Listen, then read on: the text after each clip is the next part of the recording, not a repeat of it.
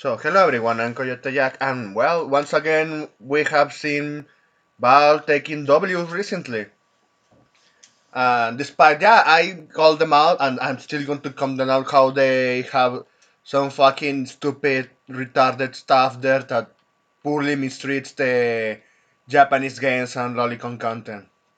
But once in a while, it's good to see when Steam and Valve, well, the same fucking company, does something I know it's pro consumer and also pro their own protection.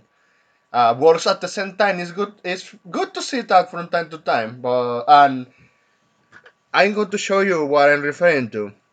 So we got the news that Valve banned advertising-based business models on Steam, not forcing a burst like in mobile games. So turns out it was actually already a rule that Valve had, thanks to SteamDB. It was listed on their pricing page, but this change has made a lot of visible with its own dedicated section. Still good to have a reminder that alpha processing isn't allowed on Steam. Exactly. So because they can infect it with malware. You can get infected to that even in mobile games.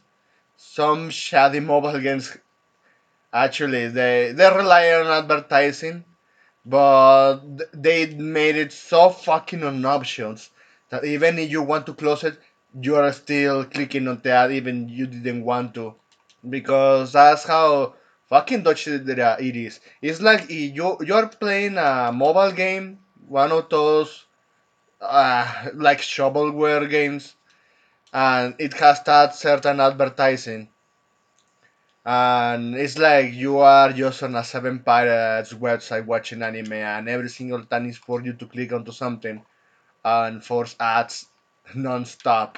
Yeah, that shit happens. And I had my bad experience with certain games on mobile. And the thing is, considering this news is important because this is on February 9 and February 10th. So look at this. This is an article from 2014. So EA apparently exploring the idea of in-game ads in traditional AAA titles. Because the ones that opened those Pandora gates was fucking 2K games with their NBA 2K franchise. And look, third-party video game giant Electronic Arts assist Ernest Colt this weekend, and Sean Wilson was asked about the possibility of dynamic ad insertion across more traditional triple games. So how to speed in there and what's remaining of their consumer base since they can't stop consuming. And well, also Ubisoft. Let's not forget Ubisoft with the Aspen Shadows with the other title Mirage 24% every time you click to see the map. I remember when even Far Cry. Look, even Far Cry 2 and 3, they they removed the way how you watch your map, but while always being in contact while you're playing, when you're moving inside the map in the world of Far Cry 2, and then they changed that back to always click back to see the map. So of course, when they always keep recycling all the same fucking gameplay mechanics, the UI and interaction mechanics, they are going to find ways to say, oh, maybe I can put an ad here. Maybe I can put this monetization dodgy scheme. And the list never ends. It's a endless vicious cycle. Excuse me. So, looking at this, it's a very good one. So, this is what was screenshotted from them. The developers should not utilize paid advertising as a business model in their games, such as requiring players to watch or otherwise engage in advertising in order to play, or guiding gameplay behind advertising. Obviously, this did. I just show you that. If your game business model relies on advertising on other platforms, you will need to remove those elements before shipping on Steam. Some options could be considered, including to a single purchase, pay app, or making your game free to play with optional allowance sold via microtransactions and double content. Because even Steam gets that cut. You know what?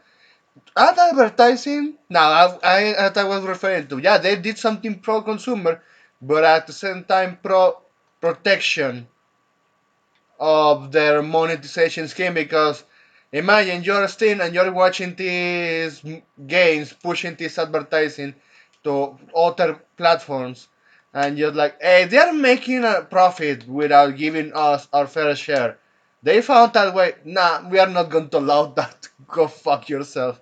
And it's, well, there is there's protections for their platform itself that they want to implement, and it seems also pro consumer because they don't want, both Steam don't want that because they are not getting their cut, and the customers of Steam don't want that because imagine if all games they gave them the fucking idea, and every single time you are playing you encounter this fucking shit. But the W's Steam are not piling up. Well, they keep piling up. Excuse me, I have to correct myself there. They keep piling up W's, especially with the PC market, and probably this is just going to be the biggest one because we are going to witness Windows 10 shutting down their support. So, why this is important? Because when this platform, well, this OS in this case, which is Windows, that has been the most used OS for gaming because Microsoft paid their way to make all drivers, all advertising, all the accessibilities, well, monopolize the accessibilities for development in the gaming market. And I already ranted a lot how Windows 10 is just going in the way of fucking Apple. The things that they couldn't do in Windows 10, they're doing it with Apple. Well, with Windows 11. Now they are going to beat the Apple. And one of those lockdown OS that you have to heavily rely on their web store, their restrictions, not allowing you to even run access. Well, at this, I check out that I can play one of my emulators. I have one SNK emulator that was made for Windows XP, so it was already 2 decades at this point, and it seems it works fine. But that could change because they can change stuff in the OS. So if you haven't verified the installation of certain executables, you are kind of screwed there. And well, I just give you one of those examples. The other reason is when pl- platforms that relies on the OS being updated because we found this security issue and we are going to fix it. What happens when they drop support? Just like what happened with Windows 7 and Windows 10. No, excuse me, Windows 8. Yeah, those two, 8 and 8.1. When the support got dropped, Steam announced, well, since Windows dropped the support, we are not going to allow you to enter into Steam in, in this OS. You are kind of screwed. And that's because, yeah, the security issues, and they still make themselves liable for lawsuits if something happens for keeping their platform open to an OS that is not giving full support. It's like they are just dropping the part of the deal where, okay, you are playing on this one, at least I'm giving you the support to keep playing. And you think, but Steam is the only one doing this. No, every single one of those, even with when they with these other platforms like EA, the most dog shit one. So we got this one from January 18. EA will shut down the Origin app on April 25. company asks users to migrate to the new EA app. So yeah, they kill Origin as a whole, but they continue in the platform in with another rebranded name, or so excuse me, regurgitated name, and that's simple. It's because they can monetize in some way because we know at this point everything EA push they are just going to put a bad PR, and that's always end has been true every single time. And considering that the support they give for their own shitty stuff, just like Ubisoft, is just negligent. Because well, Ubisoft again, they rebranded Uplay to Ubisoft Connect. Uh, excuse me, Ubisoft Connect, which is again trying to get all the money but giving the most shitty version of their PC port. And well, Steam, yeah, they're still going to put that slap, but they ask you questions about how people think about this, the issues they encounter, discussions. They don't allow that in those platforms. And if they do, they do it at a certain degree that if people actually complain with valid criticism without insulting anyone, they get banned, or those sessions still remaining and they just turn the blind eye. And why it is relevant? Because if we scroll down into this article, so EA announced that it's finally shutting down Origin now on April 17th of current year.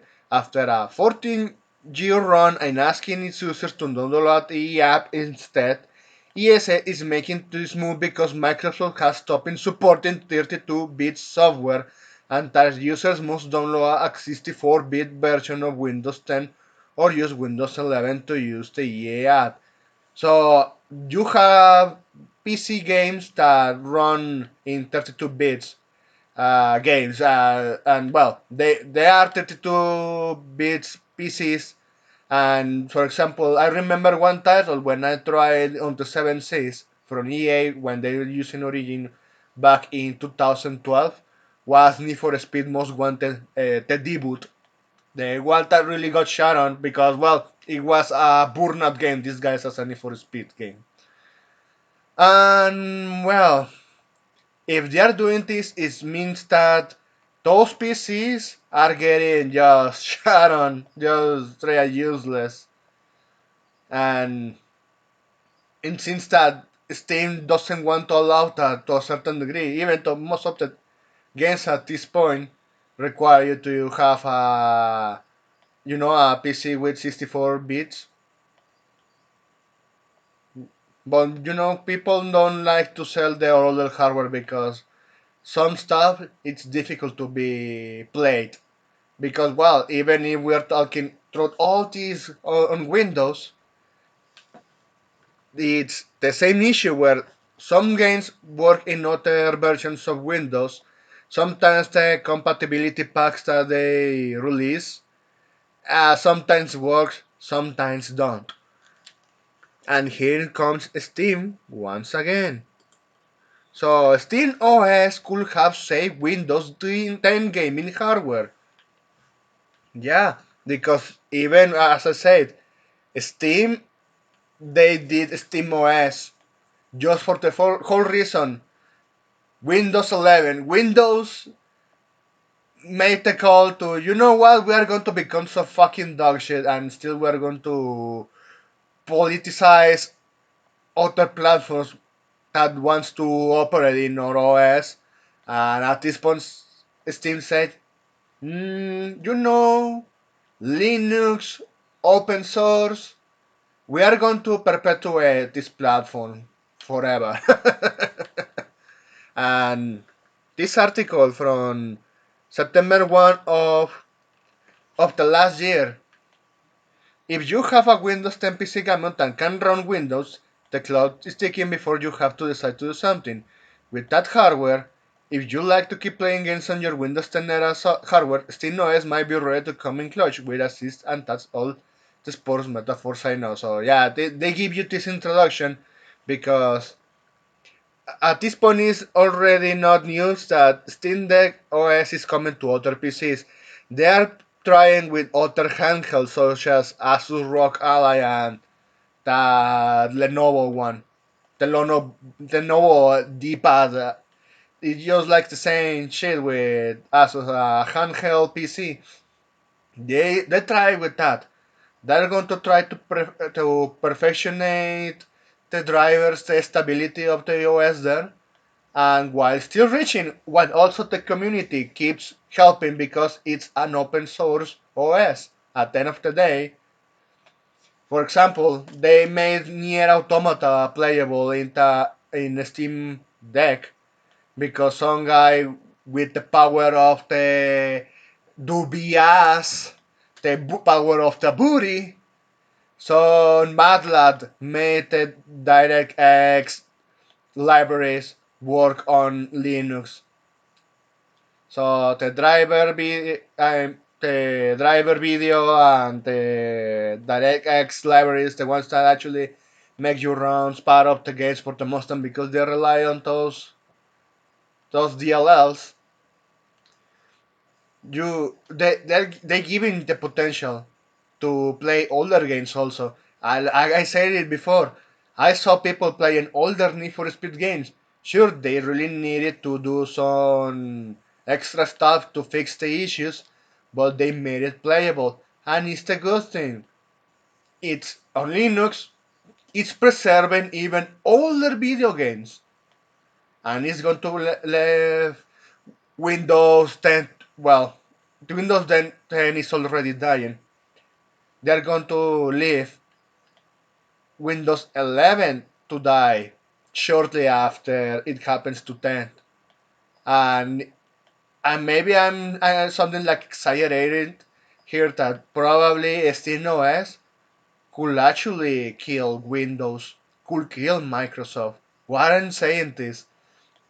Because even if I know this is dedicated to gaming and which is the most I care of, but if you think in this way, there is software that all over all the interactions of Windows carry on for business companies like IBM software because they make the adequations to operate.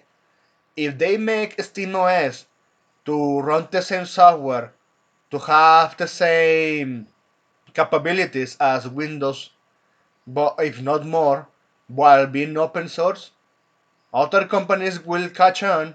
They will stop using Windows.